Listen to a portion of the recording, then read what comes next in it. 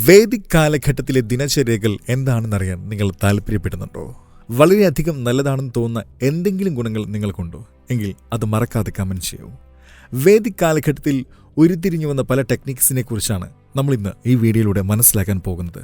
ആദ്യമേ തന്നെ വേദിക് കാലഘട്ടത്തിലെ സമയങ്ങളുടെ പലതരം അളവുകൾ നമുക്ക് മനസ്സിലാക്കാം. 15 ലഘു ഒരു ദണ്ഡിന് സമമാണ്. 2 ദണ്ഡ് ഒരു മുഹൂർത്തത്തിന് സമമാണ്.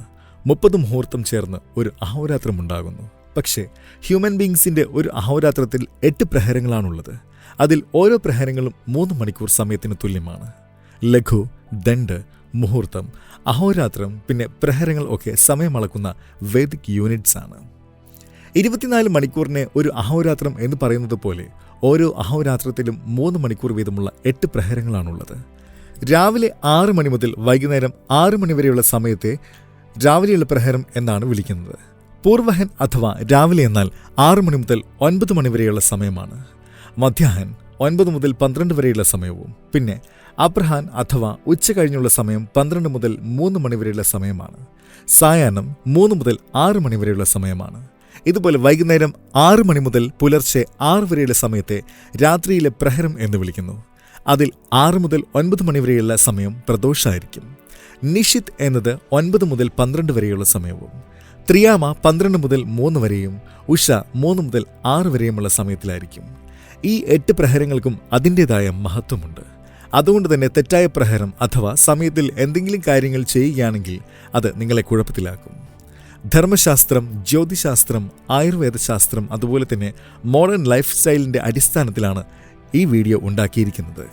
ഈ വേദിക് ദിനചര്യയിൽ നിങ്ങളെ സ്പിരിച്വൽ ലൈഫിലേക്ക് നയിക്കുന്ന രാവിലെ മുതൽ രാത്രി വരെ ചെയ്യേണ്ടതായ വളരെ ചെറിയ കാര്യങ്ങൾ പോലും ഡിസ്കസ് ചെയ്യുന്നതായിരിക്കും.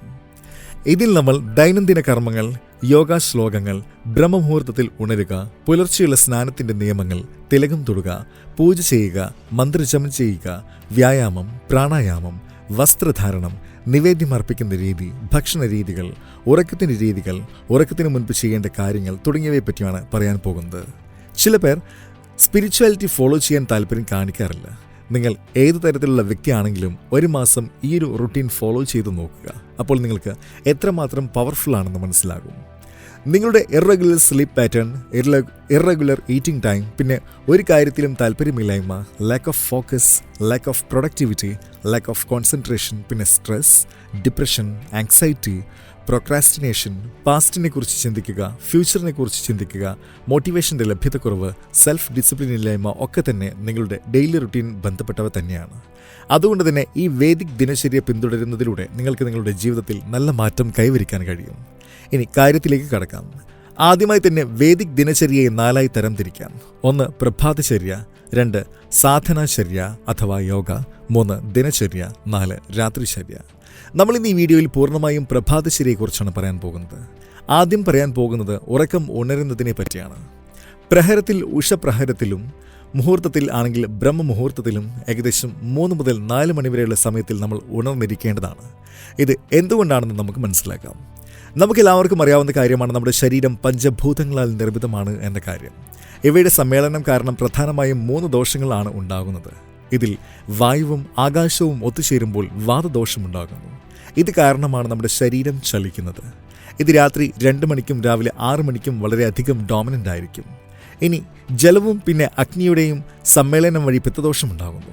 ഇവ നമ്മുടെ ശരീരത്തിൽ ഊർജം പ്രദാനം ചെയ്യുന്നു. ഇത് 10 മുതൽ 2 മണി വരെയുള്ള സമയത്താണ് ഡോമിനൻ്റ് ആയിട്ടുള്ളത്. ഇനി ജലത്തിൻ്റെയും പൃഥ്വിയുടെയും സമ്മേളനം വഴി കഫദോഷമുണ്ടാകുന്നു. ഇത് നമ്മുടെ ശരീരത്തിൽ ലൂബ്രിക്കേഷൻ പ്രദാനം ചെയ്യുന്നു. ഇവ രാവിലെ 6 മുതൽ 10 വരെയുള്ള സമയത്തിലായിരിക്കും ഡോമിനൻ്റ് ആയിരിക്കുന്നത്. ഇനി ആയുർവേദം അനുസരിച്ച് എപ്പോഴാണോ കഫദോഷം നമ്മുടെ ബോഡിയിൽ ഡോമിനൻ്റ് ആയിരിക്കുന്നത് ആ സമയത്ത്, അതായത് 9 മുതൽ 10 വരെയുള്ള സമയത്തിനിടയിൽ നമ്മൾ ഉറങ്ങേണ്ടതാണ്. ഇനി എപ്പോഴാണോ വാതദോഷം അധികമായിരിക്കുന്നത് അപ്പോഴാണ് ഉണരേണ്ടത്, അതായത് 4 മുതൽ 6 വരെയുള്ള സമയത്തിനിടയ്ക്ക് ഉണരണം. അതുകൊണ്ടാണ് ശാസ്ത്രങ്ങളിൽ ബ്രഹ്മമുഹൂർത്തത്തിൽ ഉണരാനായി ഉപദേശിച്ചിരിക്കുന്നത്. ഇനി ബ്രഹ്മമുഹൂർത്തത്തിൽ ഉണർന്നാൽ ചെയ്യേണ്ട കാര്യങ്ങൾ എന്തൊക്കെയാണെന്ന് എന്നതിനെക്കുറിച്ചാണ് പലർക്കും സംശയമുണ്ടാകുന്നത്. ഇതിനെപ്പറ്റിയാണ് ഇനി പറയാൻ പോകുന്നത്. ബ്രഹ്മമുഹൂർത്തത്തിൻ്റെ ആരംഭം 3:58 നിങ്ങൾ റെഗുലർ ബേസിസിൽ പ്രാക്ടീസ് ചെയ്യുകയാണെങ്കിൽ ഈ സമയത്ത് ഉണരാൻ നിങ്ങൾക്ക് 2 മിനിറ്റ് മാത്രമേ എടുക്കുകയുള്ളൂ. ബ്രഹ്മമുഹൂർത്തത്തിൽ ഉണർന്നതിന് ശേഷം ആദ്യമായി നിങ്ങൾ കരദർശനമാണ്, അതായത് 2 കൈകളും ശക്തമായി ഉരസ്യത്തിന് ശേഷം നിങ്ങളുടെ കണ്ണുകളിലേക്ക് ചേർത്ത് വെക്കുക. കാരണം എന്തെന്നാൽ നമ്മുടെ ശരീരത്തിലെ ഭൂരിഭാഗം നാഡികളുടെയും അവസാനം കൈകളിലാണുള്ളത്. അതുകൊണ്ട് തന്നെ കൈകൾ ശക്തമായി ഉരസുമ്പോൾ നാഡികൾ ആക്ടിവേറ്റ് ആകുന്നതാണ്. അതിനുശേഷം 2 കൈപ്പത്തികളും തമ്മിൽ ചേർത്ത് വെച്ച് കൈകളിലേക്ക് നോക്കി കരാഗ്രേ വസതേ ലക്ഷ്മി കരമധ്യേ സരസ്വതി കരമൂലേ തു ഗോവിന്ദ പ്രഭാതേ കരദർശനം. കൈകളുടെ അറ്റത്ത് ലക്ഷ്മി ദേവിയും നടുഭാഗത്ത് സരസ്വതി ദേവിയും കൈത്തണ്ടയിൽ മഹാവിഷ്ണുവും നിലകൊള്ളുന്നു എന്നതാണ് ഈ വരികളുടെ അർത്ഥം. ഈ ശ്ലോകം ഉച്ചരിച്ചുകൊണ്ട് തുടങ്ങുക. കരദർശനത്തിന് ശേഷം പാദസ്പർശം ചെയ്യുക. ആദ്യം വലതുകാലെടുത്ത് തറയിലേക്ക് വെക്കുക. അതിനുശേഷം ഭൂമിയെ തൊട്ട് വണങ്ങി എഴുന്നേൽക്കുക. ഇതിനുശേഷം 5 ചെറിയ കാര്യങ്ങൾ നിങ്ങൾ ചെയ്യണം. Number 1, affirmation. നിങ്ങളുടെ മനസ്സിന് സന്തോഷവും സമാധാനവും നൽകുന്ന ചെറിയ ഒരു വരി തുടർച്ചയായി ഉരുവിടുകയാണ് ഇവിടെ ചെയ്യേണ്ടത്. ദിവസം മുഴുവൻ പോസിറ്റിവിറ്റി മെയിൻറ്റെയിൻ ചെയ്യാൻ ഇത് സഹായിക്കുന്നതാണ്. Number 2, make your bed. തുടർന്നതിന് ശേഷം നിങ്ങൾ കിടന്ന കട്ടിലും പുതപ്പും ഒക്കെ വൃത്തിയാക്കി വെക്കുക. നമ്പർ 3, നിങ്ങളുടെ ശരീരം ഒന്ന് ആക്ടിവേറ്റ് ചെയ്യുന്നതിനായി നിങ്ങൾക്ക് പറ്റാവുന്ന അത്രയും പുഷപ്സ് ചെയ്യുക. അതോടൊപ്പം തന്നെ ചെറിയ വ്യായാമങ്ങളുമാകാം. നമ്പർ 4, നിങ്ങളുടെ മനസ്സിൽ സന്തോഷവും കുളിർമയും നൽകുന്ന നിങ്ങൾക്ക് ഇഷ്ടമുള്ള വസ്തുക്കളെ ദർശിക്കുക. നമ്പർ 5, വീട്ടിലെ മുതിർന്നവരെയും അമ്മയും അച്ഛനെയും ഒക്കെ രാവിലെ ഉണർന്ന ഉടനെ തന്നെ പ്രണമിക്കുക. അടുത്തതായി നമുക്ക് ഉഷാപാനം എന്ന് വെച്ചാൽ എന്താണെന്ന് മനസ്സിലാക്കാം. ഉഷ എന്ന് വെച്ചാൽ സൂര്യോദയത്തിന് മുൻപ് എന്നാണ് അർത്ഥം. അതുപോലെ പാനം എന്ന് വെച്ചാൽ കുടിക്കുക എന്നും. സൂര്യോദയത്തിലെ മുൻപ് വെള്ളം കുടിക്കുക എന്നതാണ് ഇതുകൊണ്ട് ഉദ്ദേശിക്കുന്നത്. തലേന്ന് രാത്രി തന്നെ ഒരു പാത്രത്തിൽ വെള്ളം നിറച്ച് കിടന്നുറങ്ങുക. പിറ്റേന്ന് രാവിലെ ഇരുന്നുകൊണ്ട് മാത്രം വെള്ളം കുടിക്കുക. ഇനി ഏത് രീതിയിലാണ് വൃത്തിയാക്കേണ്ടത് എന്ന് മനസ്സിലാക്കാം. വൃത്തി 2 തരത്തിലാണുള്ളത്. ഒന്ന് ശരീരത്തിന് പുറത്ത്, മറ്റൊന്ന് ശരീരത്തിനുള്ളിലും. ശരീരത്തിന് പുറമേയുള്ള ഭാഗം വെള്ളപ്പോലുള്ള വസ്തുക്കൾ ഉപയോഗിച്ച് വൃത്തിയാക്കാവുന്നതാണ്. ഇനി നമുക്ക് പല്ല് വൃത്തിയാക്കുന്നതിനെ കുറിച്ച് മനസ്സിലാക്കാം. ഇന്നത്തെ കാലത്ത് പ്ലാസ്റ്റിക് അതുപോലെ തന്നെ ഇലക്ട്രിക് ടൂത്ത് ബ്രഷുകൾ അവൈലബിൾ ആണ്.